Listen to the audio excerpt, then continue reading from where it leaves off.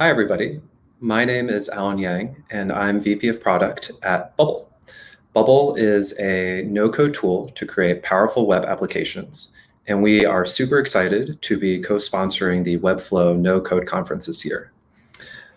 Today, I'm very honored to be here to talk to you about how no-code tools can help you build a better MVP and beyond.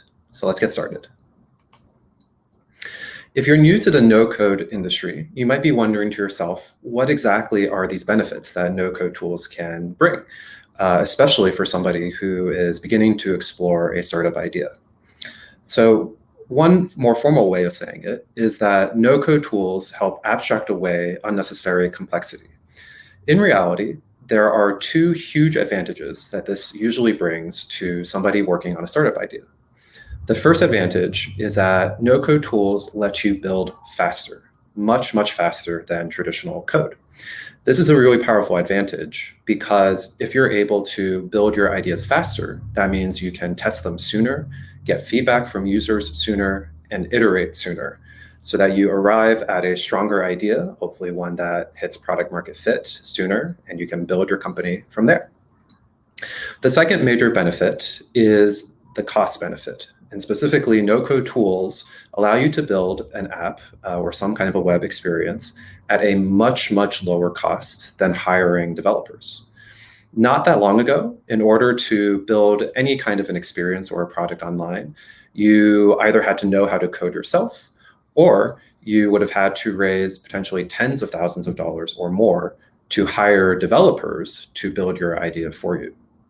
With no-code tools, you can now either do this yourself or hire no-code professionals, usually at a fraction of the cost. And that means that you can spend your saved money on other parts of testing your business idea or building out your business. So these are two themes that we will see time and time again as we go through this presentation and talk about the startup journey. So you might be wondering to yourself, what can I build with no-code today?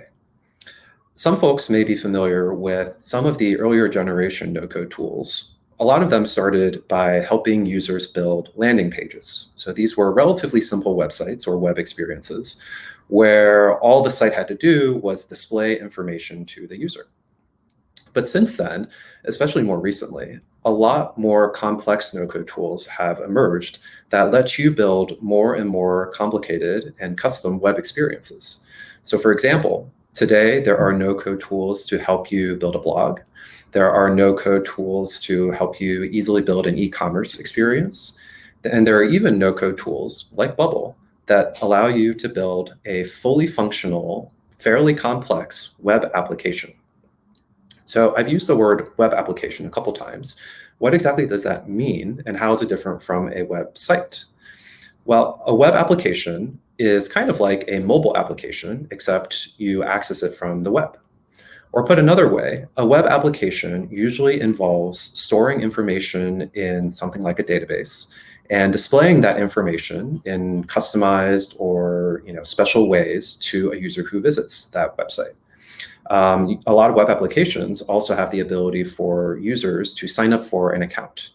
If you think about all the different kinds of websites, especially large web companies that you might visit on a day-to-day basis, sites like Facebook or Yelp or TripAdvisor or Airbnb, et cetera, those are all web applications. And really today, it's possible to build something of that complexity with no-code tools. Moreover, the no-code industry has really begun expanding, and you can now build some very complex specific things with no-code that previously you had to rely on code for as well. So for example, there are no-code tools out there today to help you set up a fully customized database. There are also no-code tools to help you build custom logical workflows, usually ones that connect disparate data sources, as an example. And finally, there are even beginning to be no-code tools that let you build a machine learning model without code. So you could, for example, train this machine learning model on an image set and have it generate recommendations for you. But you can build all of this without needing to know how to code or without needing to know advanced machine learning tactics yourself. So the no-code industry is actually an incredibly broad and diverse one. There's a lot that unites them, and oftentimes it's a very full-fledged toolkit for you to pick from so that you can pick the best tool for your particular use case. Concretely, what does it look like to use a no-code tool to build something like a web application? These screenshots are from Bubble, but a lot of the concepts might be similar across some of the other no-code tools as well. Usually, if a tool is helping you build a website or a web application, there is some element of designing your user interface. So this is what your users see when they visit a web page. This usually involves some kind of a what you see is what you get editor. So you can add elements like buttons or text or input fields directly to the page, and that is ultimately what your users will see. In order to make a website a web application, you need to build out the logic and the data components of that web product. In Bubble, you build logic using a feature we call workflows. Workflows are basically statements that you can create along the lines of if the user clicks a button, then do X, then Y, then Z. Statements like that. And so if you create workflows to pair with your user interface, that begins to open the door to a lot of different complexity that you might want to build into your app in the form of features, building out a really full-fledged web experience for your users. So now that we've had an overview of the no-code industry and what it roughly looks like to build with a no-code tool, we are going to step through the different parts of a typical startup journey.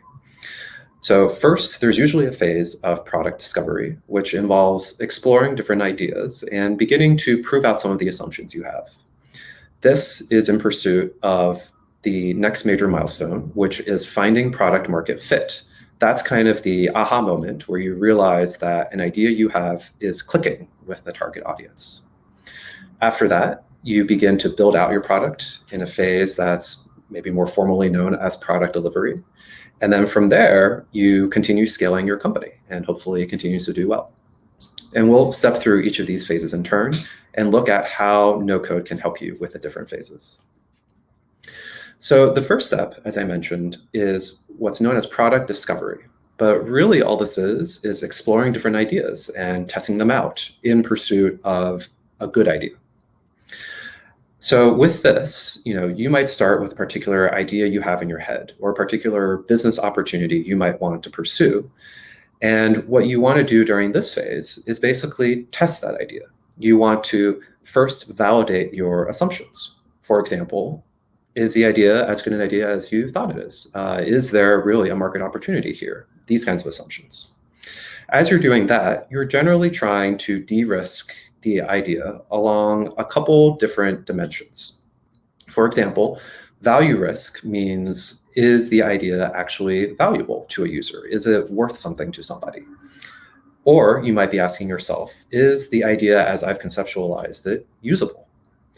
You might be asking yourself, by testing out this idea, do I get a sense of whether or not it's feasible to build a more full-featured version of this? And you might even be gathering information on, is this actually a viable business? Like, could I monetize this either by charging users or monetizing through some other means?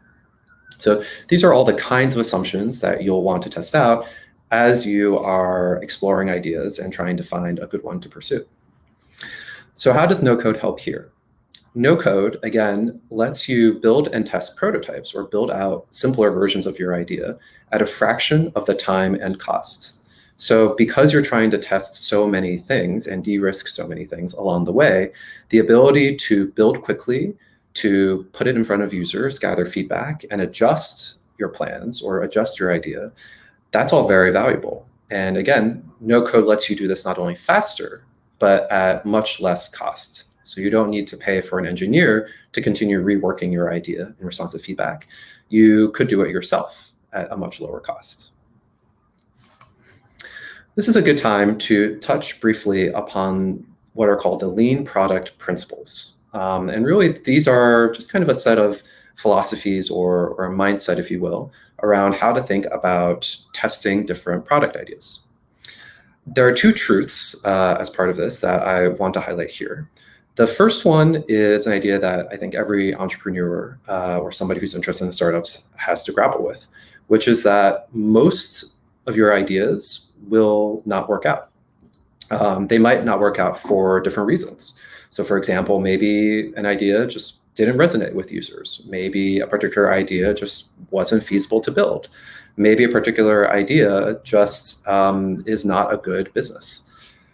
A lot of these hypotheticals I'm giving might sound familiar because these are exactly the kinds of risks you're trying to de-risk as you go through the product discovery phase. But overall, it's not something to be discouraged about, right? Like there are tons and tons of ideas in the world, and you kind of have to work through a few of them in order to figure out what's working, what's not, figuring out what users want, so that you can come across a good idea along the way. A second truth to grapple with is that generally it will take more iterations than you expect to achieve the different milestones. So even when you're first starting off and aiming for the milestone of product market fit, you probably need to just be ready to go through many different iterations of your idea and your prototype. And you want to make sure that you give yourself the time and the grace to do that. Even after you have found a good idea you want to pursue, you probably will need to bake in a lot of time to iterate on the idea, continue to move forward, but all towards building out your product and building out the web experience that your users will find valuable. So things take time, but luckily, again, with no code, you can go through these cycles of iterations much faster. Another useful point to touch on here is around the concept of an MVP. So MVP stands for minimum viable product. It's a very popular phrase among the startup world, at least. And it has a lot of good key concepts in it, but is often, especially nowadays, misinterpreted. So it's easy to think that, okay, all I have to do is to take my idea, scope it down really, really small to the essence of the idea, and put that in front of users and get their feedback. That's a lot of times how people approach the idea of building and testing an MVP. But a common trap here is that people end up building what's represented in the left pyramid in the diagram, which is that they end up targeting just the barest level of functionality across the board of their idea and using that to show users to get their feedback. This can kind of work at times, but it's not always the most ideal way to get useful feedback. So one reason for this is that there are a lot of startup ideas going around out there. And so over time, users may be having a slightly higher bar for the different MVPs they're looking at. Another reason, though, is that if you put something with only the barest functionality in front of users, they might get slightly distracted by all the rough edges that are there, or they might not fully understand the extent of the kind of experience you're trying to communicate. The point isn't that you have to build out the full experience in order to get full feedback, but rather the point here is that you might want to consider what exactly you consider in scope or out of scope of your MVP. A useful slight twist in mindset for this is to interpret the idea of an MVP as either the minimum valuable product or the minimum viable experience. And that's represented in the pyramid on the right in the diagram. So instead of trying to build the bare bones functionality across a wide swath of your product, instead, is it possible to pick the functionality that you think best tests out the assumption you're trying to test and build around that a lot of the other parts of the product to give it a slightly more full feel. So for example, maybe addressing the reliability, addressing the usability of the product or that particular feature, maybe even applying a little bit of more polished design to it. All of this can help give your MVP a sense of just being more rich and more full, which might yield very different feedback from your users. So this is just a slightly different way of thinking about how to approach building an MVP. At this point, if you are new to the no-code industry, you might be asking yourself, wait, along this journey, isn't it important at some point to write some code? And the answer is no, it might not be, actually. Because what you want to do in these early stages is you want to test out the particular idea you have. Is it a good idea? Is it a viable startup idea? There are some ideas out there that do require highly specialized, differentiated technology. So as an example of that, perhaps your idea is all about a new generation of machine learning algorithm that produces recommendations that are way better than anything before, right? That idea is particularly rooted in a piece of differentiated technology. So in order to test that idea, you probably do need to write code for that. But aside from those specific instances, most business ideas out there, or many business ideas out there, aren't trying to differentiate themselves on the technology necessarily, but on the business idea itself and the approach to that business opportunity. So if you are building, for example, a marketplace or a social network or a SaaS app of some kind or an e-commerce site or a blog, a lot of the underlying technology has been built before. It is not, particularly unknown technology at this time. So if you're trying to test out an idea like that, why reinvent the wheel? That's how no code really helps out here. It's because no code lets you build those common technical pieces much, much more quickly than with native code, so that you can spin up your entire MVP and focus it on the parts of the idea that you actually want to test out, that can actually differentiate your startup idea from other startup ideas. So concretely, let's turn to Bubble and look at how it can help with product discovery. One of the major benefits of Bubble is that it is extremely open-ended.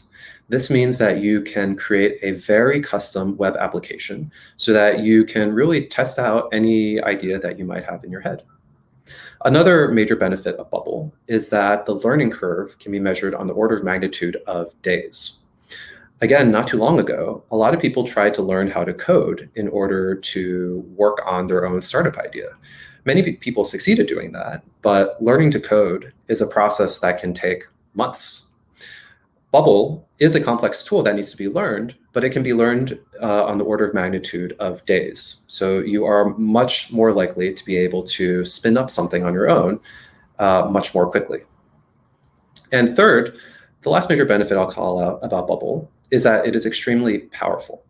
There are a lot of features in Bubble that let you build out very fully functional web experiences. So you could really build something that's similar to an Airbnb, Twitter, LinkedIn, Uber, all the different kinds of major web apps you've heard about before. And you can build all of that without code. So after you've worked on exploring different ideas, eventually, hopefully, you will be finding product market fit. And to put it simply, this is when you feel that you have an idea that clicks with your target audience. Remember, it will probably take a few more iterations than you might think. So nothing is wrong if you don't find this, immediately. And again, no-code tools really help with this because it allows you to iterate faster so that you are more likely to find a product market fit sooner. And it also reduces the overall time to money because you don't need to spend as much money to build the idea. And you're likely to find a workable idea sooner and begin building it into a real business sooner. So what's a slightly more involved definition of product market fit? Well, according to this quote from Mark Andreessen, product market fit means being in a good market with a product that can satisfy that market. And there are two parts of this that I want to highlight. The first part is that you're trying to build a product that can satisfy the market, right? So there must be some match between the product and a market that you're trying to target, which we'll get to in a second. The other point, though, is that you want to find a good market.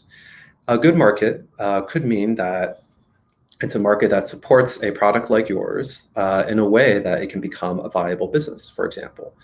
It doesn't have to be a huge market. Not every business opportunity needs to be $1 trillion opportunity, but it needs to at least be a large enough market that you can find customers and monetize them and build a hopefully sustainable business out of it.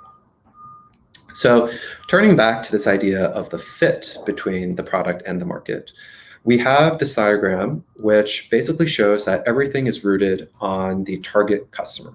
So as somebody exploring startup ideas, it's really important to understand who your target customers are and to deeply understand what needs do they have. And specifically, what are the needs that they have that are currently underserved? Because that's where the opportunity is. If you think you've found a target customer and understand their underserved needs, the next step there is to build a product around it. So build a product that can communicate a value proposition to fill those underserved needs. Once you have that core, you begin to build more features on top of it that are all features that the user should hopefully find valuable. And then you begin to think more and improve on the experience the user has as they use your product. And as you're doing all of this, you want to be constantly testing your ideas with the customer, even after you've found the original idea that has product market fit. What's really important and valuable in product development these days is that you can quickly show things to users and get their immediate reactions. You want to know whether a feature is making sense to a user, whether it's something that they might be willing to pay for, etc. And more importantly, you want to actually pay attention to that feedback and incorporate it into your plans and adjust your path accordingly. So terrific. Let's say you have found product market fit. What comes next? Well, the next step is basically to build it out. Build out the product itself and build out your business. More formally, this can sometimes be called product delivery. And it's very, very important to do this only after you have found product market fit. One common mistake that some entrepreneurs run into is that they don't find the best product market fit to start, but they go off to the races to build features and to build a product around that. And the problem there is that you might end up finding yourself kind of on a path of building lots and lots of features, but the users you're targeting don't really value those features. And that's because this particular path didn't start with a particularly strong sense of product market fit. So basically, always make sure you have product market fit before really going all in on building the product out. No-code tools begin to have a slightly different benefit here. Here, it's not just about being able to build faster and at lower costs, although those are certainly still true. One of the new benefits that no-code can offer in this phase is that a lot of no-code tools today allow you to go directly from your prototype to a production-ready product. In other words, your prototype can become your actual production-ready product. In the past, some people may have tested out ideas with just wireframes or mocks or images of their idea. And after they proved it out, they would then have to go hire developers, build it out, etc. But with some no-code tools today, like Bubble, you can actually use them to quickly build your prototype.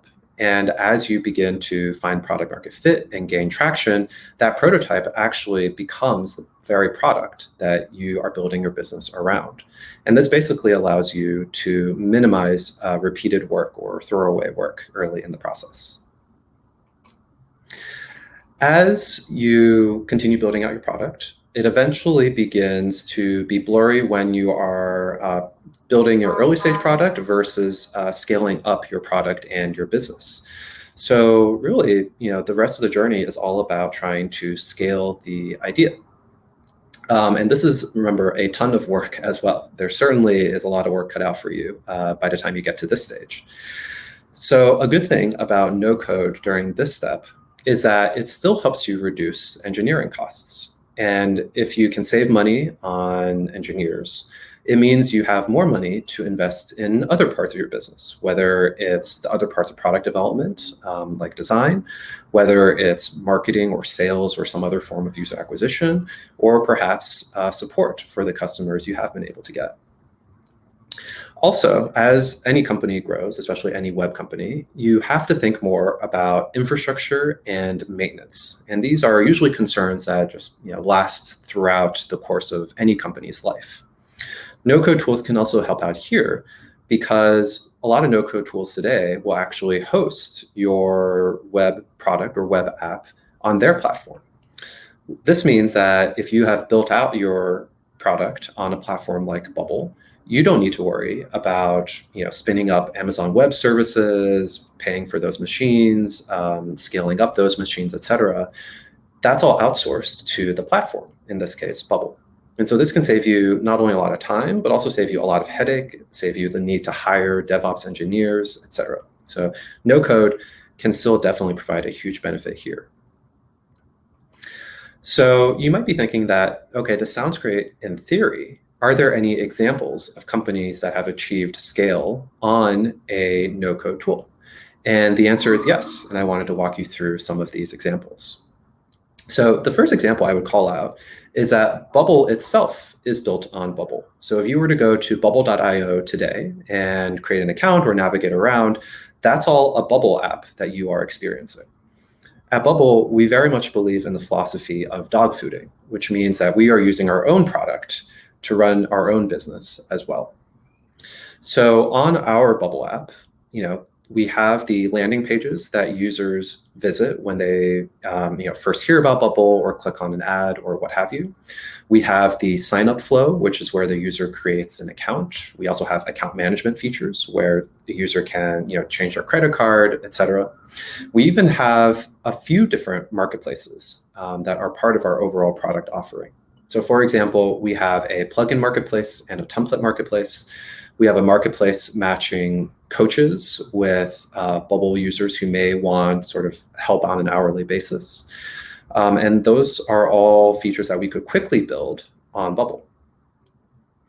Moving on to an example from one of our users, we have a tool called Income, which is basically an invoicing platform that aims to make freelancers' lives much, much easier by taking care of a lot of their finance needs.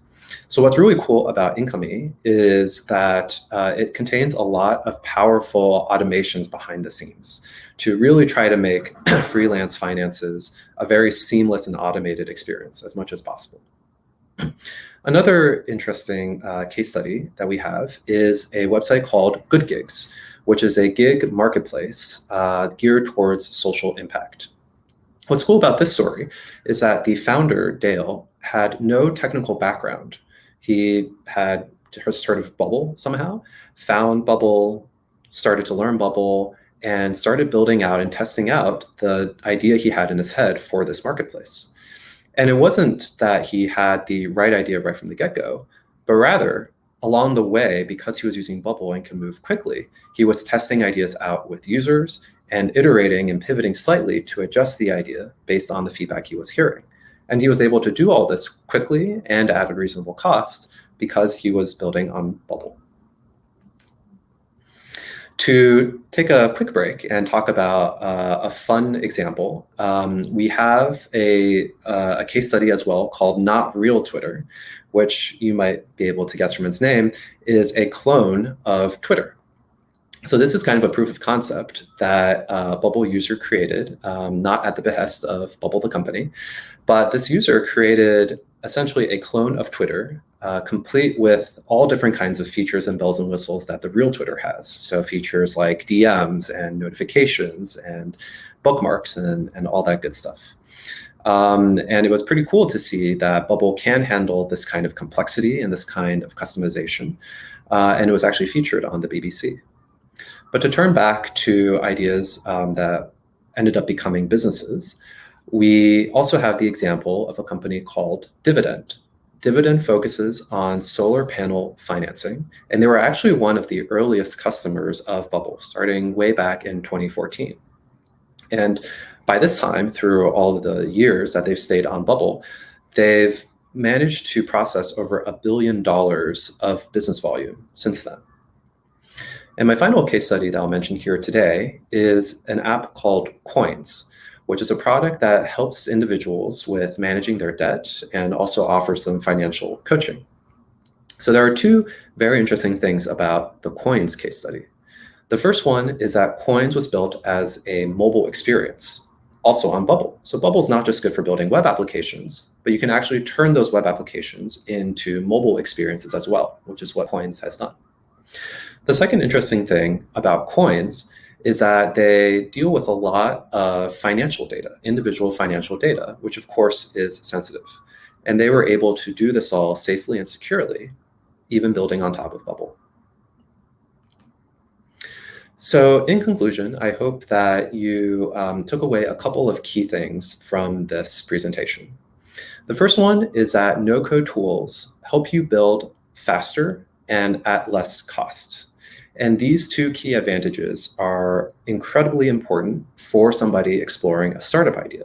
Because again, the faster you can build your idea, the faster you can get feedback, the faster you can iterate, and the faster you can hopefully find product market fit. The second advantage, again, is cost. You no longer need to spend tens of thousands of dollars hiring developers to test out a particular idea you have. Many business ideas can be tested out extremely effectively with a tool built on a no-code platform. So really, no-code is great for building MVPs to help you test out any idea that you might have. But no-code tools are capable of doing much, much more than building MVPs nowadays. In fact, many of the latest generation of no-code tools, including Bubble, are great for actually scaling out your startup idea as well. So after product discovery, the prototype you built on a no-code tool can often become your actual production-ready app. And moreover, you can continue to grow that app on that no-code platform, which continuously gets you the benefit of being able to build and iterate faster and at lower cost, because you're basically not wasting much time recreating the wheel or spending resources on building things that other people have already built out there. So in short, I hope this has inspired anybody out there with a startup idea to explore using no-code tools to test out your idea and to grow out your idea. And we wanted to wish you the best of luck on your entrepreneurship journey. Hope you check out Bubble, and otherwise, good luck.